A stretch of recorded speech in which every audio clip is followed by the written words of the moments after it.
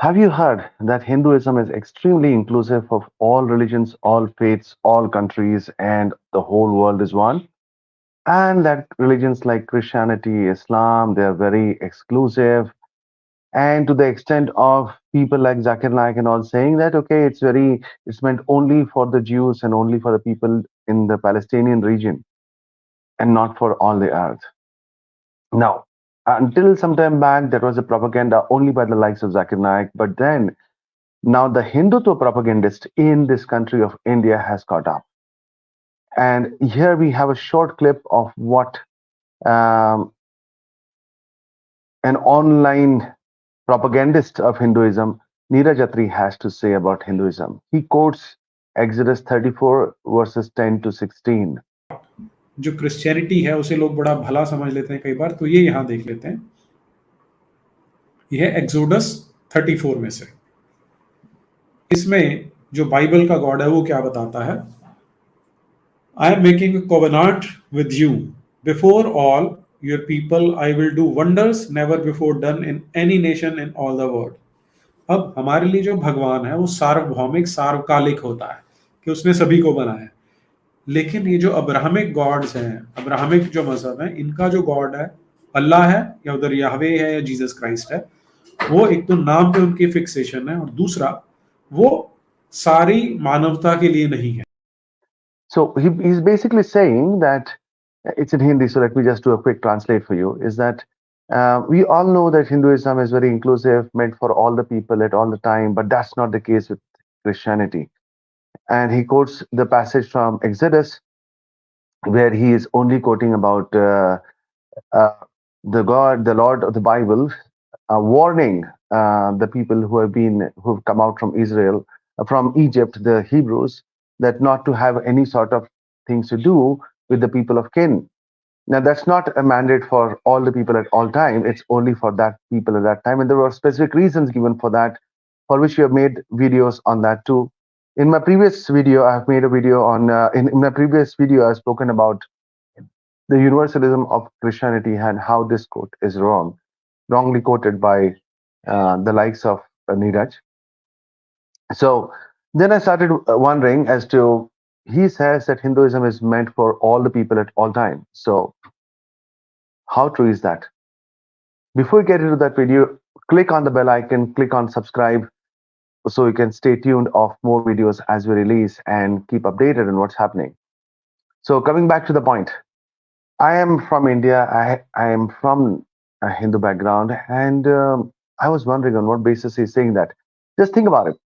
A religion that differentiates and divides its own people based on various caste hierarchy says that at this time, like 50% of this entire country fall in the lowermost strata called as Shudras and Dalits and backward caste. When that religion speaks about a universalism meant for everyone, it makes me wonder. So I started to think as to on what basis are these people saying that Hinduism is very inclusive. Now, before we move ahead, let me be very clear and draw a distinction. That is, India is an extremely diverse, and of course, the country is inclusive. There are hundreds of religions and dialects and languages, and they live in harmony. Rather, used to live in harmony until some time back, and now it's gone in a different level altogether. Let me not make this a political discussion, but it's very pleasant, and the people are there's a good energy around the people, whether it is Hindus or Christians or Muslims, they live in harmony to a large extent. Now, that doesn't mean that the religion is inclusive. It simply means that the culture is inclusive, and the constitution of this country sets a tone for this country. And before you say anything else, the constitution of this country is not made on Hindu scriptures. Thank God for that. Had it been that, this would have been like one of those countries in Middle East. So this constitution of our country has been made on the likes on the constitution of other Judeo-Christian value countries such as UK, US, and other countries, and they have been taken together, and the constitution has been formed. And it's definitely not on the basis of what is the Vedic scriptures have to teach. So I still started to wonder, why is are people saying that? And have you heard about this term, Vasudeva Kutumbakam?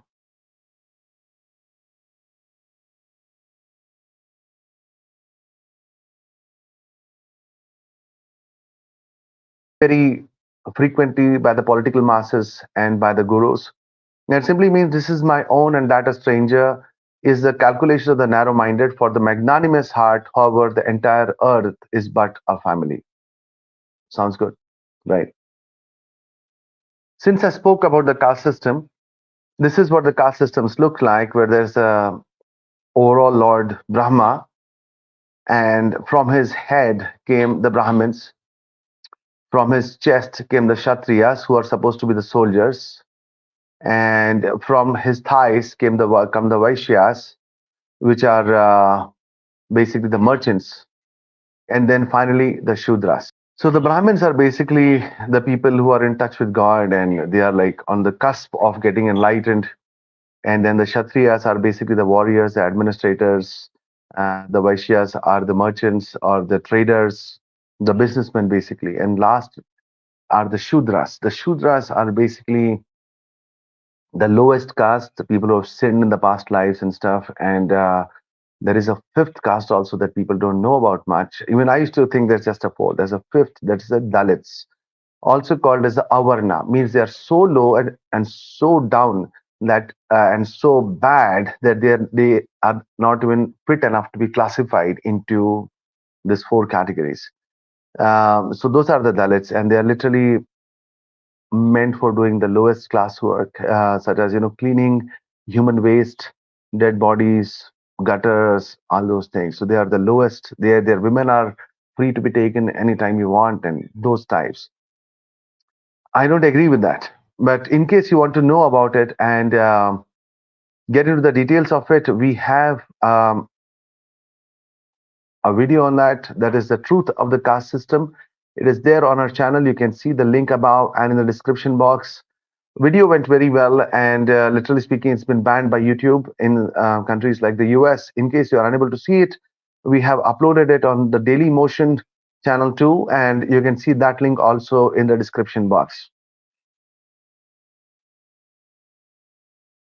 Vasudeva Kutumbakam. So what is the story behind it? So this is basically used by politicians such as you can see the quotes over here quoted by um, Sonia Gandhi in November 11, 2006, where, just to quote, India that once 2000 years ago had proclaimed Vasudeva Kutumbakam, the world is one family. This is what Miss Sonia Gandhi said in her acceptance speech on the occasion of being conferred with the Grand Officer of the Order of Leopold by the Belgian government. And then later on, it was quoted by Dr. Manmohan Singh, the great Prime Minister of a country, was there for like 10 years, did great work.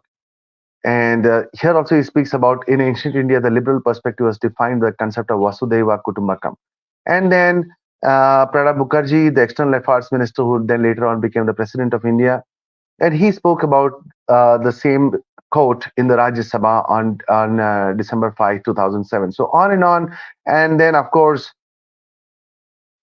the recently held G20 summit, where literally that became the slogan, where India got the presidentship of G20, and it was held in this country, and it was quoted endlessly by a Prime Minister, Mr. Narendra Modi. And then this thing became the slogan, plastered millions, literally millions of places. I'm not saying this as a figure of speech, millions of places across this country, everywhere you see. So, does this mean that this is the foundational theology of Hinduism? Vasudeva Kutumbakam, the world, one family. It does sound good, let me tell you that.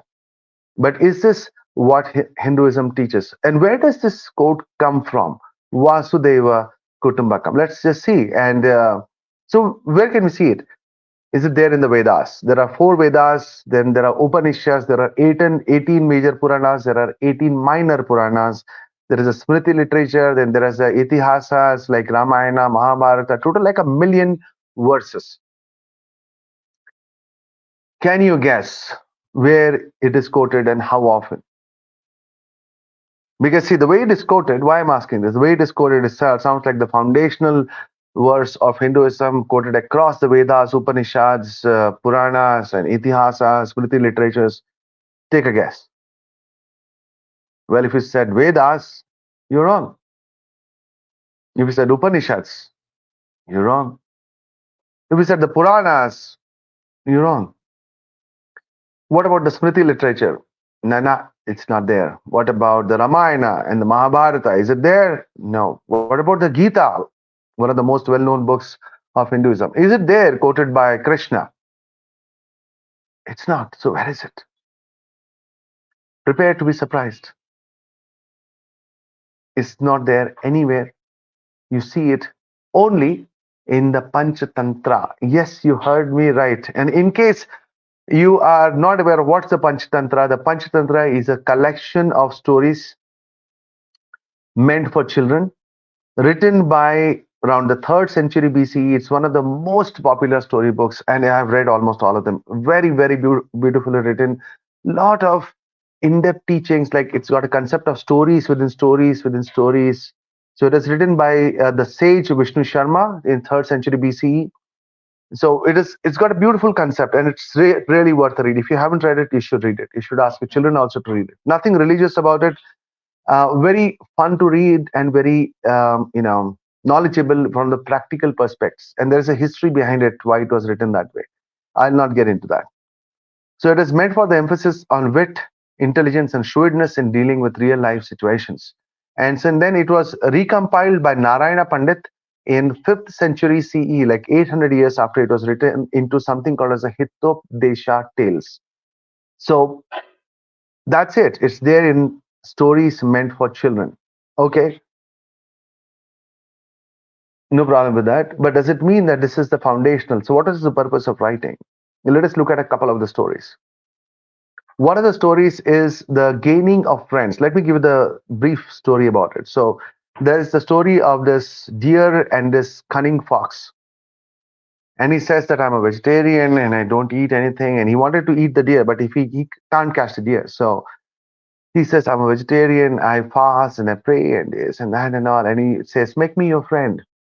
He starts begging and he starts pleading, and then the deer accepts his his pleading. And in this pleading, the cunning fox quotes the saying Vasudeva Kutumbakam, that it is all that this is you, this is me, the whole world is one family except me. And so, and that's where there is the cunning crow, where he warns the deer that is, no, he is not meant for being a friend. And going on and on in the story, later on, the fox is outwitted, and then he runs away for his life. So that is, here it is, the context is the quote of Vasudeva Kutumbakam is meant in sarcasm, that it's not meant to be used in that way. The whole world, you have to be very discreet in accepting your friends. It cannot be that you can accept anyone and everyone as a friend. One more was the story, famous story of the foolish Brahmin. And in short about the story, let me tell you, there is this four Brahmins who are three are very learned. The fourth is not very learned, but they are all good friends. And they decide to go to the city to do something in life. And they still decide to tag along this fourth foolish friend, if you can call the guy foolish. And he's also Brahmin. And on the way, they see a skeleton lying on the floor. And the three say, let us put it to good use and see what it's all about. And so one pieces, using his knowledge, pieces the bones together. The other, with his chantings, puts a flesh on it. And the fourth one, the so-called stupid one, says that this is a lion. Don't bring it to life. But the three say, no, no. They disregard this thing and they say the same quote, Vasudeva Kutumbakam, saying that no, this all world is one. We are one family. We have to live in peace with one another. And without using the discretion, the third Brahmin brings a lion to life. And while he is bringing to life, the fourth so-called stupid Brahmin runs and climbs a tree. As soon as the lion comes to life, he sees the three so-called smart Brahmin and eats them. Moral of the story: exercise discretion in making friends. Right? Don't use your knowledge in a haphazard manner. So here also, and in all the stories, there are four places where it is quoted, and in all the places that I have seen, it is not meant for universal togetherness. It's not really possible. It's not really possible that we can take everybody as one, because what would happen if you take a terrorist state like Pakistan to become a friend? Would it work for the country? No. What about something like what China is doing to India? Or what about other countries who don't have the best interest of universal togetherness? So we have to use discretion. So that's the bottom line. So it is not that Vasudeva Kutumbakam, the whole world is one family, the theology of Hinduism being universal inclusivity and togetherness. Absolutely not. So let us now explore the scriptures to see, does Hinduism actually teach universalism, the universal reach of Hinduism? Let's get into it. Now, this is Manusmriti, one of the most well-known books of Hinduism, and many say that had the founding fathers of the constitution of this country not taken the Judeo-Christian constitutions of other countries, this book would have become possibly the foundational constitution of a country, and you have no idea what this book teaches. You should look up our video on the casteism that I posted earlier. You'll know what this book speaks. And thank God that this book didn't become the founding principles of our great country. So, Manusmriti, chapter 10, verse 45, it simply says, all those tribes in this world which are excluded from the community of those born from the mouth, the arms, the thighs, and the feet of Brahman. You saw that image we had put earlier, right? It says wherever this four casteism doesn't exist, it speaks about that. They are called dasayus or demons. Whether they speak the language of the Mlechas, Mlechas is a word which means barbarians or that of the Aryans. So all those countries, all those tribes in the world which are excluded from this fourfold caste system are demons or barbarians, even if they speak the same language. So it's got nothing to do with language or culture or anything. Who don't have this fourfold caste system are demons. So what does this mean, people of other countries? Let me just show you what it means.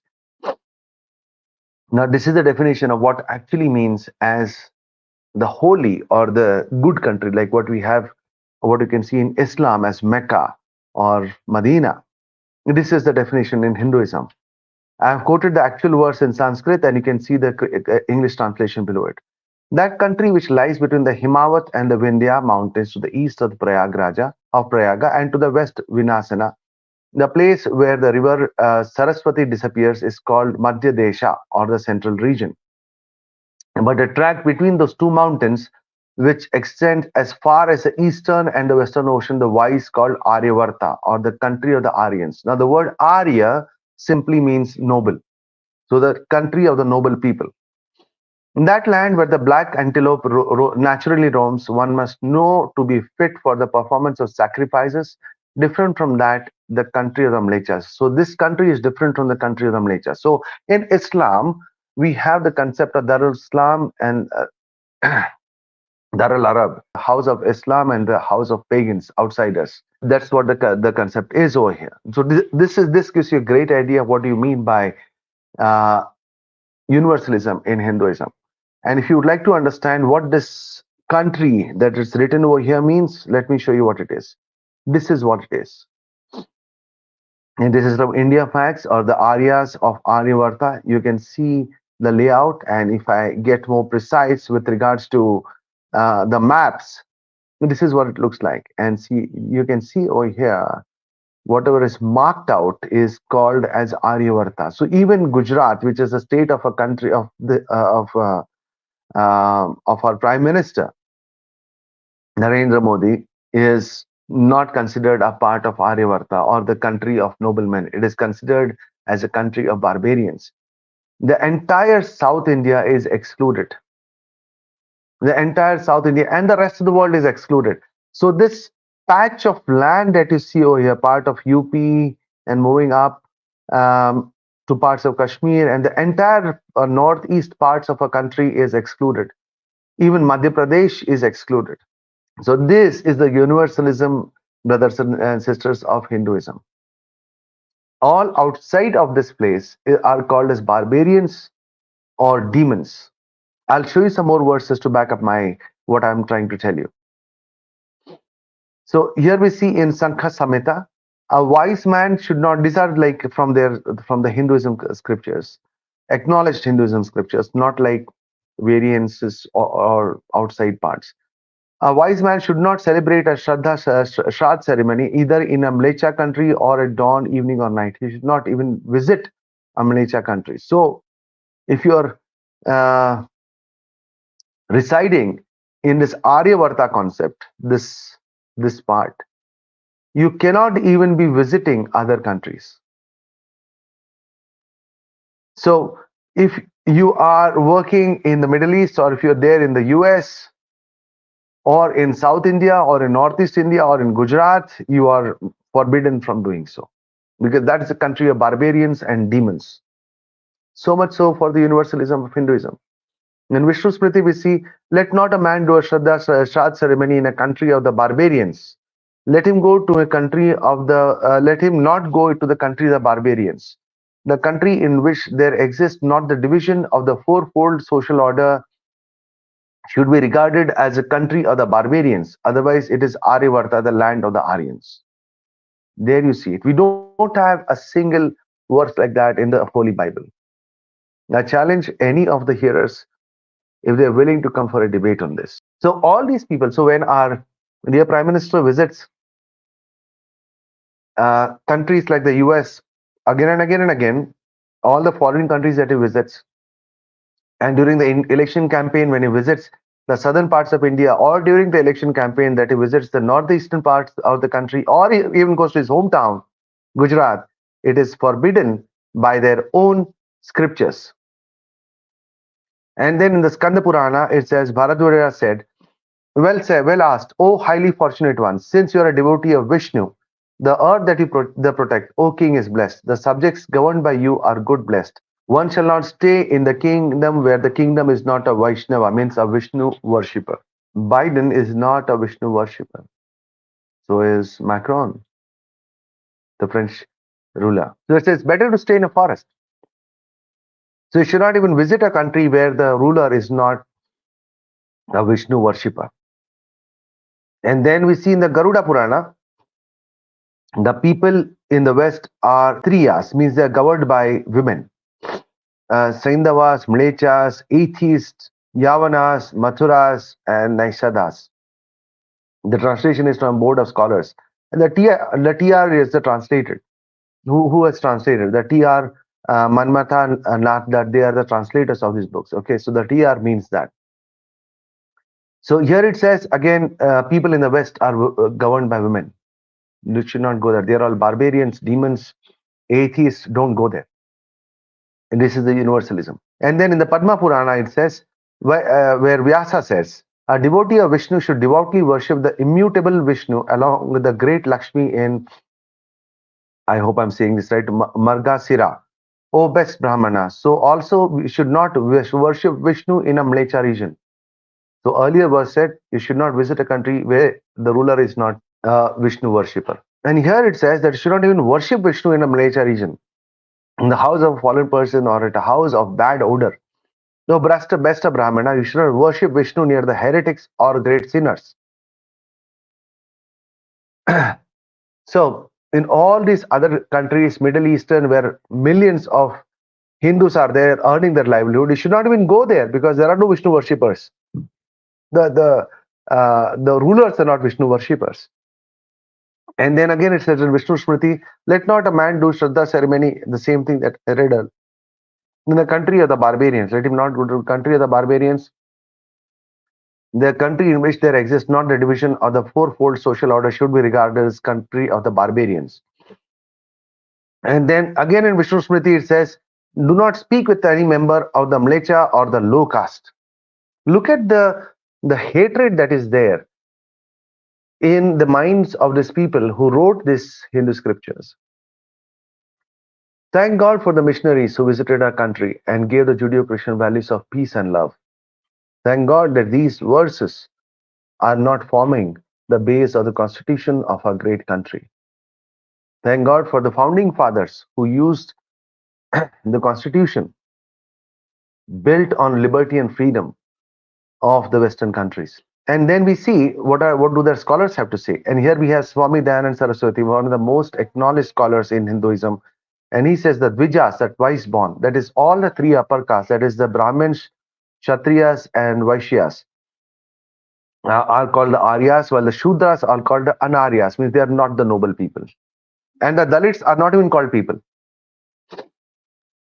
So that we see that he says that in Atharva Veda 1962, in the face of these Vedic authorities, how can sensible people believe in the imaginary tales of the foreigners in the Devasuras, means the demons? Prince Arjuna and King Dashratha and others of Aryavarta used to go to the assistance of the Aryas in order to crush the Asuras. This shows that the people are living outside of Aryavarta were called Dasayus and Mlechas, the barbarians and the demons. Besides, Manu also corroborates our position. He says the countries other than the Aryavarta are called Dasayus and Mlechas countries. The small patch of land, that's all that is of the realm of Hinduism. Next time you hear universalism of Hinduism, remember this. Then we see that in Manusmriti, the people living in the northeast, northwest are called Rakshasas, literally demons. This said by again Satyartha Prakash by Dayanand Saraswati. This is one of the very well-known books in India, and he says that the people living in the northeast, north, and northwest are called Rakshasas or demons. Can you believe that? Let us look at some more comments. And here again, Satyartha Prakash by Dayanand Saraswati, chapter 8, page 255, translated by Chinnaya Bharadwaja. He says, you can still see that the description of Rakshasas given therein tallies with the ugly appearance of the Negroes of today. Can you believe that comment? The Negroes of today. Means even the people in South India were called Mlechas because they have dark skin. Forget, I'm not talking about the Negroes in Africa. I'm sorry, that's a very derogatory term. I don't mean to use it for any of the black brethren or people of color, but that's the word that's being used. But this refers not just to the Africans or the people of color, but even to people in South India. And here again in the Bauddha Dharma Shastra Prasasara, it says again, I've underlined the sentence, he commits sin through his feet who travels the country of the Kalingas. That's again the outsiders. They have sinned if they travel outside of the country. Brothers and sisters, this is the universalism that is being shown in Hinduism. And contrast that with what we see in Christianity, where God says, for God so loved the world that he gave his only begotten Son, that whomsoever believes in him should not die, but have life everlasting. And then again, we see in the book of Luke, at the birth of Christ, where the angels come and says, peace to all the world, not just to the Jews, to all the world. And then as a parting commandment of the Lord and Savior Jesus Christ, he says, go and preach the word, the gospel, to people in Jerusalem, Judea, Samaria, and even unto the ends of the world. There is no differentiation. And Paul says that there is no difference between Jew and Greek, slave or free. We are all one in Christ Jesus. That's what the Christian message is all about. So I invite you to study the Gospels and come to the saving grace of our Lord and Savior Jesus Christ. Take care and God bless.